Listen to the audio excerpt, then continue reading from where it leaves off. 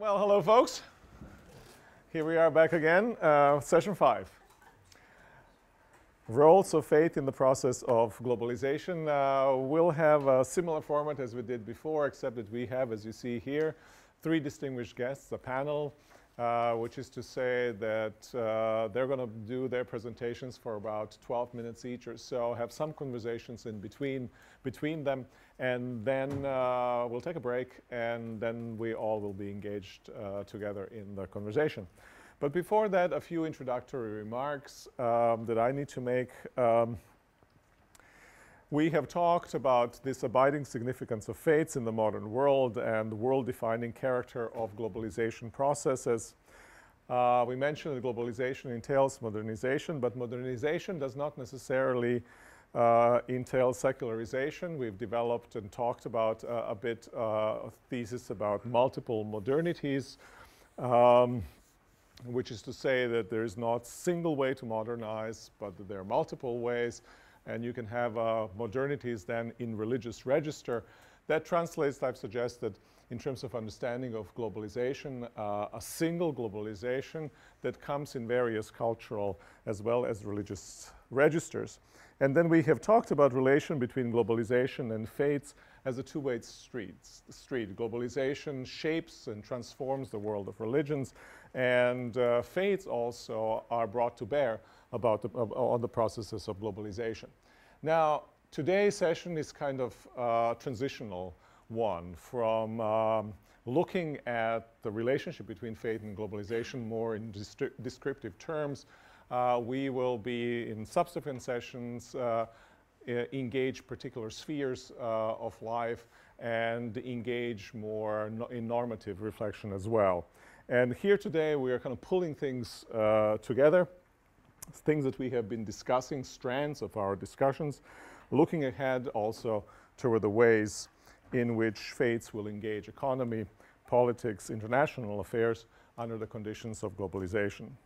We have with us a panel of experts, scholars, and a practitioner as well, all deeply immersed in globalization processes, and they'll try to help us do that. Pull back things as well as maybe point us also in direction forward.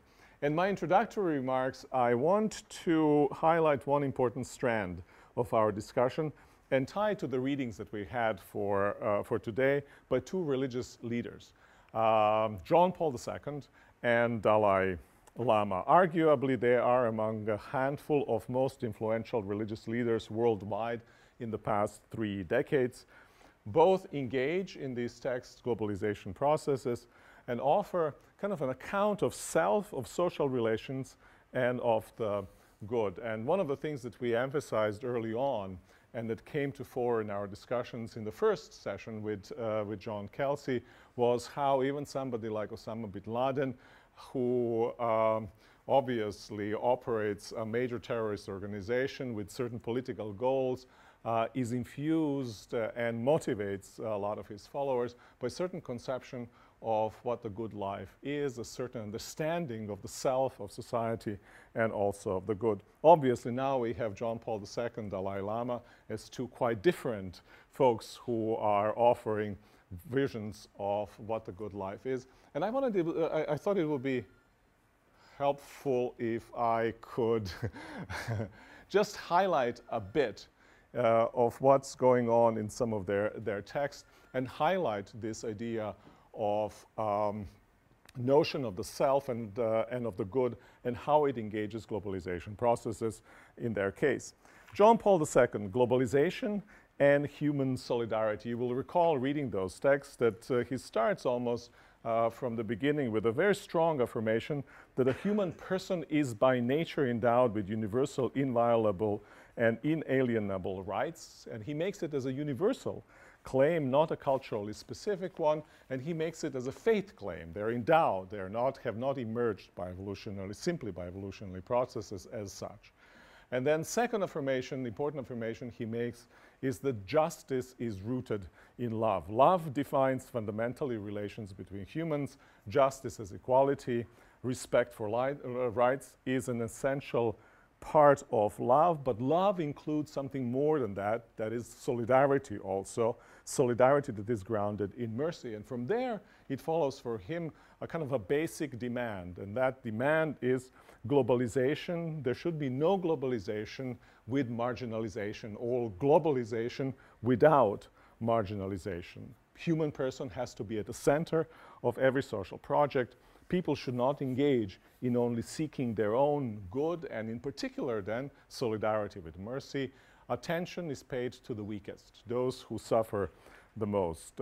Christian mark, distinctive mark of a Christian is love of the poor, the weak, and the suffering, and this applies to all people and everywhere. So you see a certain vision of what the self is, how social relationships are to be governed, and that's connected with a critique of globalization processes as well as a certain form of attempt of reform. Now, I think similar things you've got with Dalai Lama going on, I think under the rubric of something like universal responsibility. Affirmation 1, again, it's a general anthropological claim. All human beings desire happiness and seek to avoid suffering. Affirmation 2, all have equal rights to pursue these ends. Affirmation 3, altruism and compassion are, as he puts it, the ultimate source of human happiness. And so each needs to learn to work not just for themselves, but also for others, for other selves, humanity, nation, and so forth. And especially in the context of interdependence, working on behalf of others is part and parcel of one's own good. Common good and individual good, in a sense, fall into one.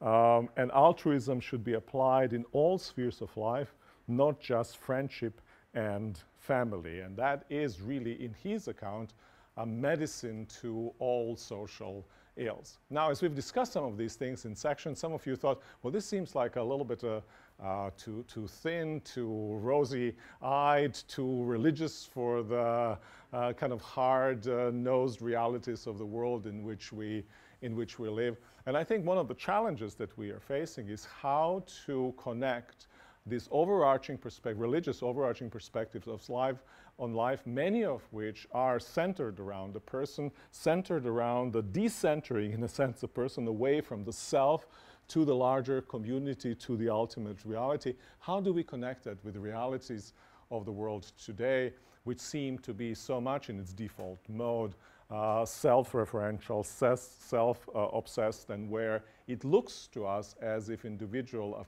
appears, as I think Philip Roth has said, as black holes of self-absorption.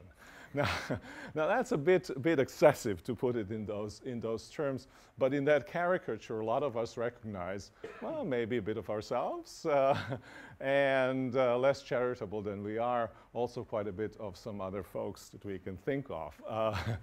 But it is a fundamental question that we are facing, I think. How do overarching interpretations of life, religious overarching interpretations of life, which make claims to what it means to be a human and live fulfilled human lives, how do they intersect with the processes of globalization and the life in the modern world? It's this that is going to be brought to bear, in a sense, in the future sessions that we have about economy, about politics, about international relations from the religious perspective.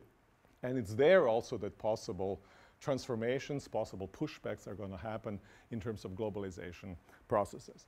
Now, I wanted to put this on the table simply for us to keep in mind how in these two very important cases, overarching interpretations of life function.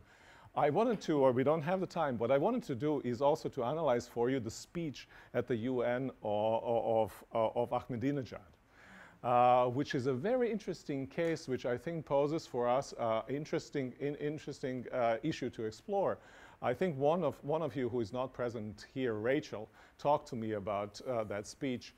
Recall she was the one who originally sent us a copy of it, and she said, you know, I had this strange experience of agreeing completely with the first part of his speech where he spells out his religious vision, but totally disagreeing with the second part of his speech where he applies this, in a sense, to international relations. Now that too is a very interesting case in point that we can think and reflect of how do these overarching interpretations of life and claims that we make about human beings and their relations, how do they then translate into very concrete assessments of what's going on in the world today?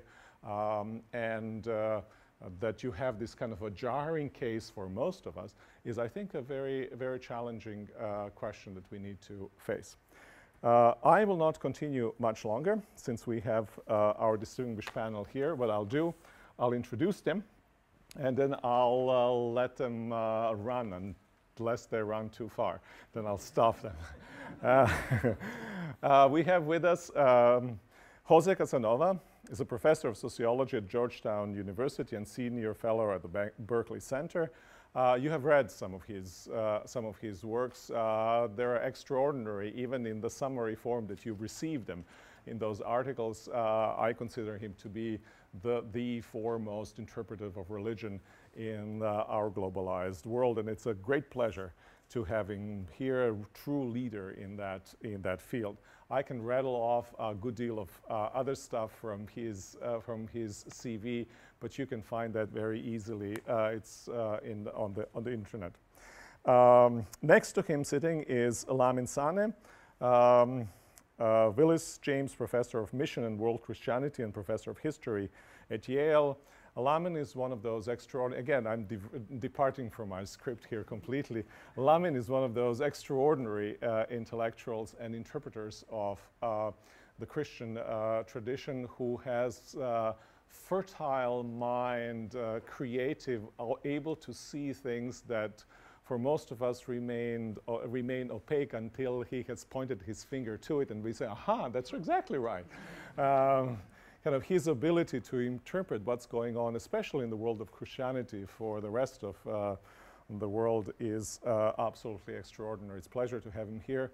Pleasure to have him also as my colleague. And then sitting next to Lamin is my good friend Timothy Collins. He's the founder and senior director and chief executive officer of Ripplewood Holdings, and holds a BA in philosophy and is an extraordinarily able amateur philosopher who has also started doing PhD work in philosophy at a major institution in this country, and has read stuff that many of us academics haven't in terms of key philosophical works. He not only represents here for us kind of the world of international business, where he is a major actor, but also in that capacity he interacts with politicians from all sorts of backgrounds for a wide variety of countries. And he sits, or shall I say move, at a place from which he is able, as I think no other, to assess the intersection of faith and values that are based on faith and globalization processes. And besides, I think he's one of the smartest people that I know. One of the things. No. So just to make sure that you don't. No. Tim has. Close the door. I think we want to have a very frank conversation here, frank and camaraderie exchanges. That sounds like in the communist era, that was really code. That was the code word that everybody left with a black eye. The meeting of which they have been a part. But since we do want to address some of the issues that are even significant as we speak now, relationship between financial crisis and of today and values, Tim has asked for his comments to be completely off the record. Your pens are off. You don't write to any of your friends emails about what has transpired, and so forth. We want to have. Or your congressman. Or your right. Well, that's right. Or your enemies, for that matter, right? But I ask that you honor this, and I hope that this would stimulate our discussion, put us on the edge of our seats, and engage issues that profoundly engage us existentially, the world as a whole, in terms of the discussions that we are having and issues that we're dealing with in this course. This is where I stop, and this is where Professor Casanova starts. Well, thank you very much. It's a pleasure and an honor to be here. This is one of the courses that we professors would like to take. So you are really, really fortunate this chance. Again, this is one of the courses in which what we always say, we assume you read the papers. I know you did, so I don't have even to try to summarize my arguments. So I'm going actually to bring something new to the table in terms of the discussion. Gloves off, right? So we have to be very frank and polemical. No, I mean, I mean, we must avoid thinking of this process. There were religion before, these traditional things, then comes modernization and globalization, and then you have religions responding to it, being transformed by it, etc. It's much more complicated than that. I would like to argue that globalization should be understood also as three simultaneous processes going on. In addition to everything you've heard about globalization, there is a process of a globalization of what Charles Taylor calls the immanent frame. There is a globalization of world religions. Religions are themselves the products of globalization. Religions, we know them today, and as we talk about them today, you've heard the whole literature on the invention of Hinduism, the invention of Confucianism, the Protestant Buddhism. All of these world religions, and even Islam today and Catholicism, are products of these dynamic relations between all of them, between the first process of secularization, the immanent frame, and how these religions are transformed. And third, there is a global process of sacralization going on, the sacralization of humanity, the sacralization of human rights. And the interesting question is how these three processes are interrelated and create different dynamics in each place with things that traditions, religious traditions, that existed already before this process. Beginning with the fact that the whole process of secularization in the West itself is intrinsically related with the transformation of the Christian tradition, then becomes globalized and appears to the non-West as Christianization. And then the dynamic of how the other religions respond to this Christian secular modernization is itself fascinating. So, secularization, immanent frame. Yes, the globalization of a concept of the universe, which we all share today, basically determined by our modern science and technology. This has been globalized, and very few people question these today. The globalization of structures of society characterized by markets, states, and public spheres. Again, they take different forms. But let's not think that Chinese capitalism and American capitalism and Indian capitalism are the same. They're very different. The same thing that Indian democracy, American democracy, and French democracy are very different. So even those things that we consider secular, modern, global are very different in local contexts. That's why we talk of multiple modernities. And then secularization of the buffer self, this individual self-individualism in the way in which Taylor talks about it. Together with this process, you have this formation of a system of global world religions. Each of them, on the one hand, reconstructing, defining its own particular uniqueness vis-a-vis the secular modernity and vis-a-vis one another. And at the same time that they defend this uniqueness, they present themselves to the rest of the world as the universal solution for all of humanity. So you have a dynamic in which each religion claims to be unique and different from each of them, but also the universal one for everybody. It's this dynamic which is extremely interesting how it is happening today at every level, and how the interaction between all these religions today, between Islam and Hinduism, within Judaism and Christianity, etc., is as important as the relation each of them have to this thing we call secular modernity. And third, sacralization. Sacralization, it was Durkheim, the founder of my discipline, who argues that the old gods are dying and new gods are not yet born, but the new religion will be the cult of humanity, the sacralization of the individual. Well, this is what our sacralization of human rights means. But again, and let's talk of Jean Paul II. Here you have the Universal Declaration of Human Rights, basically the Universal Declarations of the Rights of Man by the French Revolutionary Assembly, the Constituent Assembly. The Catholic Church reacting, this is heresy.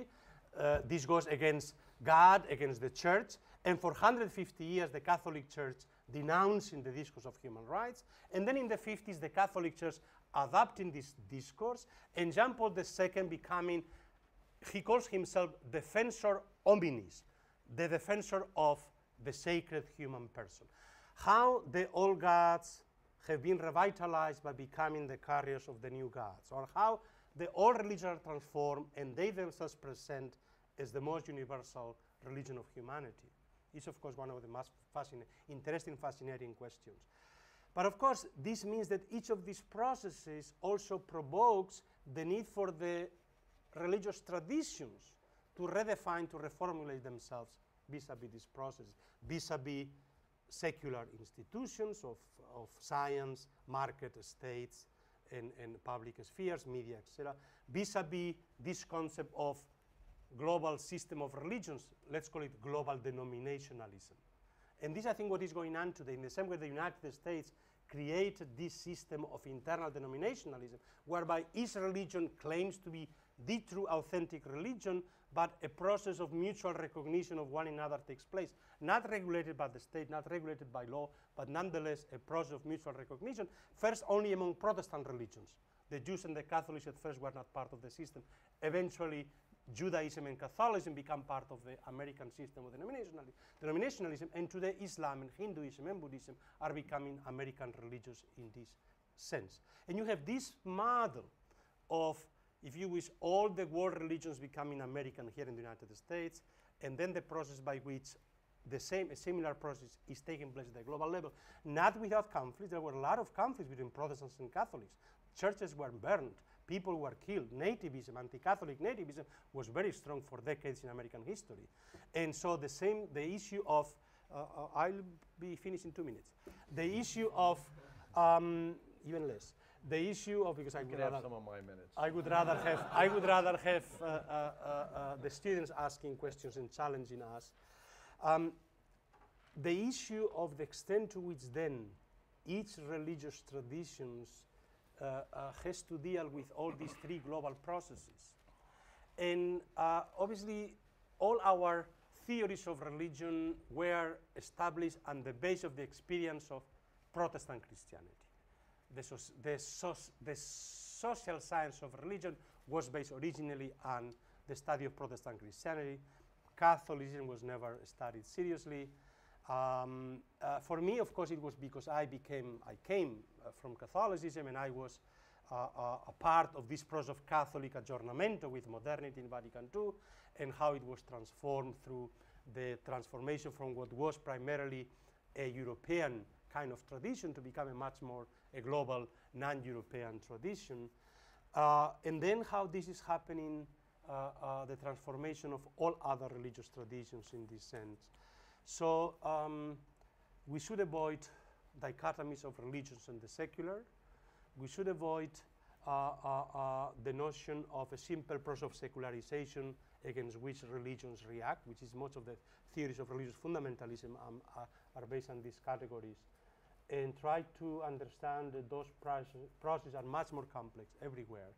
And especially that even within the West, we have to accept multiple modernities within the West, because only then the issue of multiple modernities outside becomes viable as a category.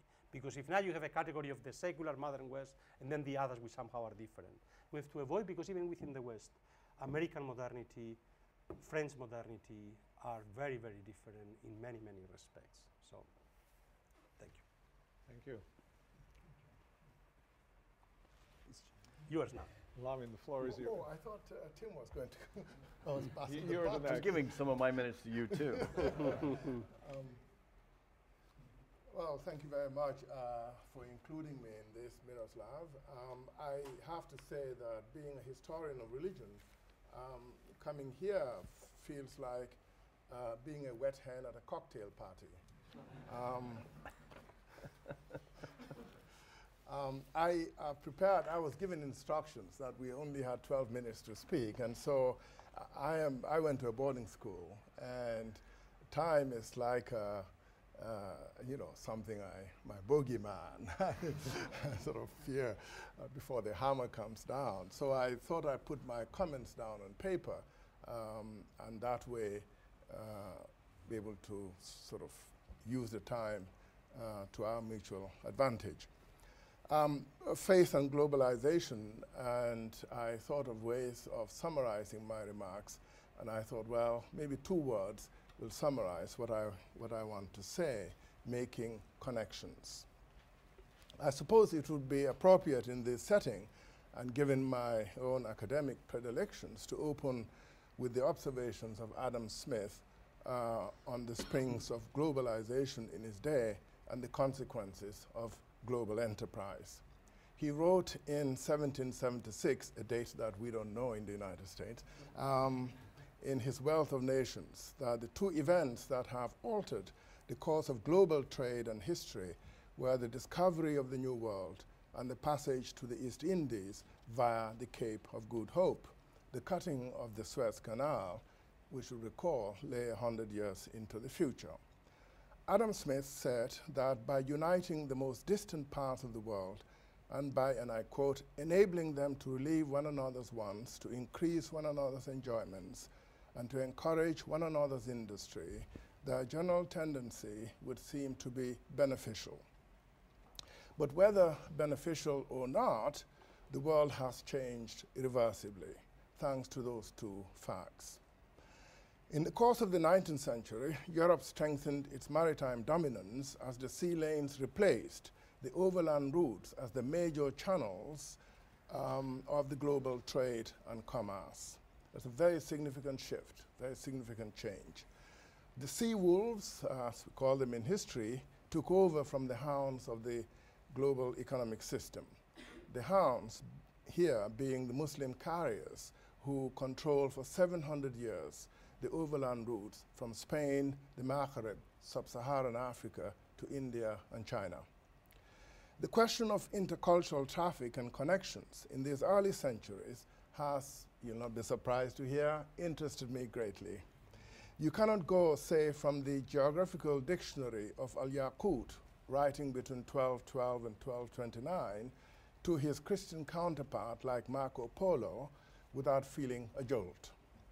The Muslim geographer has a keen eye for detail with fidelity to standards of factual representation, while on the other hand, Marco Polo, or the person hiding behind that name, has a weakness for the incredulous and the fantastic.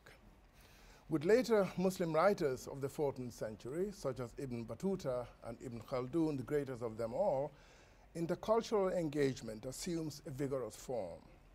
The Prestigion complex of medieval Christian writers is strikingly absent in Muslim sources.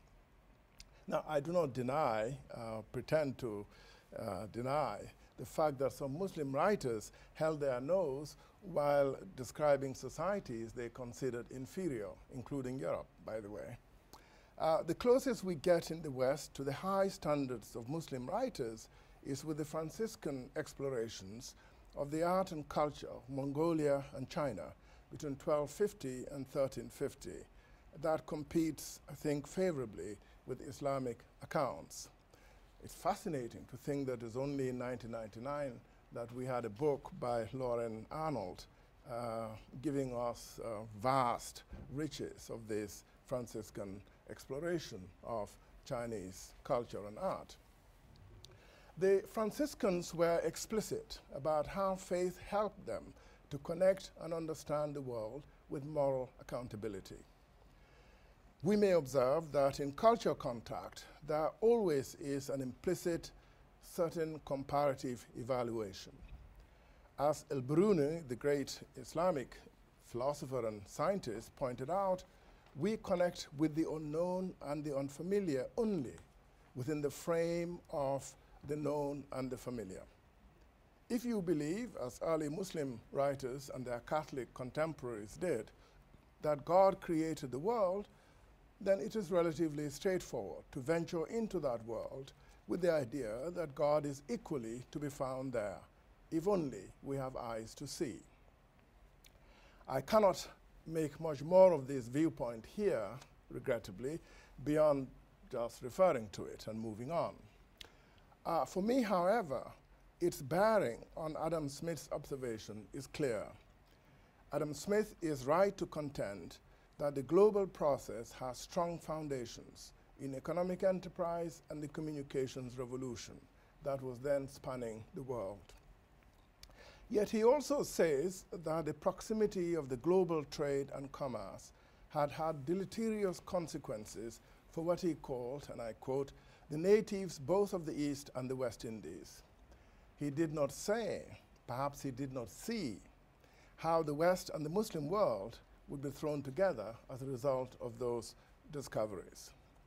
And this is where I think religion has offered another paradigm for intercultural engagement by staking its reputation on the God of one humanity. The greatest maritime explorer before the age of Vasco da Gama was actually a Muslim scholar, Chinese, Ma He, who lived in China in the Ming Dynasty. And he traveled 70,000 miles by sea from China to the coast of East Africa and back again, and on his way stopped in Ceylon, Sri Lanka. And there he raised a monument to the three gods, the Buddha, the Christian God, and to Allah. A remarkable example of ecumenical sensitivity and understanding. So religion does offer, in my view, a paradigm for intercultural engagement. Now, it would be a caricature to say that religion has been a force for good everywhere. That's not the case, as we know very well from the history of Latin America. Far from it. But I do say that it gave early intercultural pioneers a basis for genuine encounter, however uneven the record. Here are a few examples. As early pioneers of intercultural exploration, Muslim travelers and geographers were in specific respects quite outstanding for their attitudes of intercultural curiosity, local sensitivity, breadth of horizon, and historical balance. An obscure Muslim visitor to China in 851 already during the Abbasid Caliphate, who also visited India and therefore had a kind of comparative perspective, writes admiringly, if a trace too romantically, of the social standards China achieved for its people. He notes that the government of China provides health care for the needy, which is why China is healthier than India, he says. And I quote from this anonymous writer, "One never sees a blind man, a cripple, or an infirm person there, whereas many of them are found in India," he testifies. Whether poor or rich, young or adult, the Chinese attained a high level of literacy, he writes. In the towns, schools are established and endowed from public funds. Teachers are supported at state expense. The government maintains a cost of living index and intervenes to cushion people against violent spikes of price inflation. Now, it is relevant here to refer to Ibn Battuta one more time. While on a sojourn in Sijil Masa in southern Morocco, Ibn Battuta discovered that his host in Morocco was the brother of a man he had met many years before in Western China.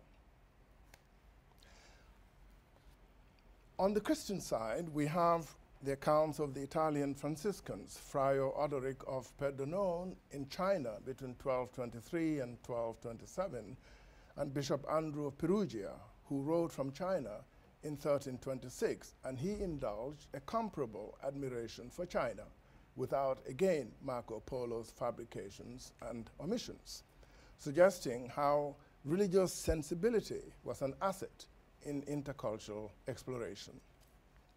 A striking example of such cultural sensitivity being able to surmount personal handicaps and still to remain faithful to the historical record is the account of the Portuguese Pereira, who was in China between 1349 and 1352. He spent, by the way, 3 years in prison in China, and in spite of that hardship, wrote about, and I quote him, "We poor strangers brought before them, before the Chinese, might say justly and in truth that they did bear with us so patiently that they caused us to wonder, knowing specially how little any advocate or judge is wont in our own country to bear with us." So China's treatment of foreigners, he said, compares very favorably with European treatment of foreigners. My eyes on the clock. I should not be understood here as suggesting that antiquity is the escape route for anyone disenchanted with contemporary intercultural challenges. Because the lesson I want to draw here is that religion has been able to transcend the barriers and the limitations of geography and economic self-interest. And that lesson, if we choose, we can apply to our own age. As I pointed out in my TLS article on the return of religion, there was widespread consternation about the sudden explosion of religion beginning in the waning decades of the 20th century, in part because neither the rapid collapse of the colonial empires nor the surge of nationalist movements had been the decisive setback for religion that everyone expected, and in part also because the acceleration of secularization had not brought about the end of religion, as Casanova has just reminded us. Consequently, religious resurgence has complicated conventional calculations about the New World Order, with religious radicalism a complicated and intractable problem for international security. The Christian resurgence is part of the complex nature of the global awakening and its interconnected challenges. In strong and weak states alike, the awakening has continued to surge. An alarmed Chinese official, not so long ago, suggested for that reason strangling the baby while it is still in the crib, while a Marxist African leader favored the artichoke method of repression by peeling away overlapping ancillary Christian organizations and agencies before attacking the core of the church hierarchy. Only the intervention of faith-based organizations averted the prospects of ultimate despair in this case, and I'm thinking here of Ethiopia. Now, I favor a different approach, you'll be relieved to hear. Islamic radicalism, for instance, is not because of poverty, isolation, or ignorance, as Thomas Friedman has argued in several New York Times op-ed essays. I think in calling for a Sharia state, radicalism, like Singapore in the Second World War, is pointing its heavy artillery in the wrong direction. None of the founders of classical Islamic law, for instance, was a paid client of the state. They were, in fact, all of them, conscientious objectors. Second, the radicals are mistaken in their view that the modern West is the reason for the decline of Islam.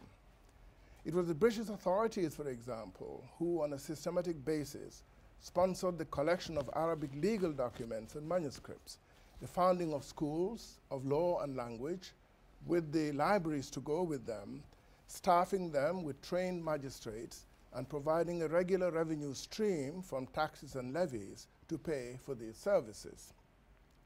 As a consequence, Muslim magistrates presided over the revitalization of Islamic legal scholarship by guiding the whole process through one of its most expansive periods. In Africa, we have the work of Sir Norman Anderson, who summarized this, and in India, we have Muhammad Faizi outlines of Anglo-Muhammadan law, which is a kind of special hybrid law. In East Java, the Dutch achieved the same results. I met the last governor of East Java, a very old man in those days, in his 80s, Van der Plas, and he was very much, you might call, an Islamic activist. A robust hybrid legal tradition developed, encouraging contemporary Muslim legal scholars today to argue that the new legal situation is unimpeachably closer to classical Islamic law than the ideas of today's radicals. The lesson I draw from this again is that the Western encounter constitutes a crucial corridor of intercultural exchange and of the transmission of mutually beneficial ideas and values. And in that respect, legal reform may hold the key, I believe, to the Islamization of society, a form of civil agency without the mandate of the state. I would like, in conclusion, to make a symmetrical argument about the Christian awakening. Religious renewal on the present scale, and it's really phenomenal what has happened since 1960. In 1960, 80% of the Christian world was European and North American. 2008, only less than 35% of the Christian world is European and North American. Within 45 years, 48 years, it's been an extraordinary shift. So I want to make that argument that it has implications for the affairs of organized society. Civil society, what Tocqueville calls the principle of organization, is likely to assume a far greater role in this new environment, with education the catalyst for issues of social change and for engagement with new global forces. The organization called Transformational Business Network, TBN, for example, is committed, and I quote from its manual, to using business to bring spiritual and physical transformation to the world's poor. The founding director of TBN is Dr. Kim Tan, a Malaysian Chinese, now based in Britain, who has worked with Brian Griffiths. Brian Griffiths was the architect for Margaret Thatcher's privatization in the UK. And Kim has his headquarters in Guildford, just outside London. And he also happens to own, a game park in the Eastern Cape that he runs as a business, but with this social focus of providing employment, skills training, as well as capital and shares for workers recruited from South Africa's very large unemployment pool. It is vindication of the theme of Richard Hogarth's 1971 BBC Wreath lectures entitled Only Connect on Culture and Communication. Hogarth wrote, "We can connect, we have to connect, not by the solemnities of most attempts at international understanding, but by a fully faced and felt realization of common qualities, the ribs, he says, of the universal human grammar."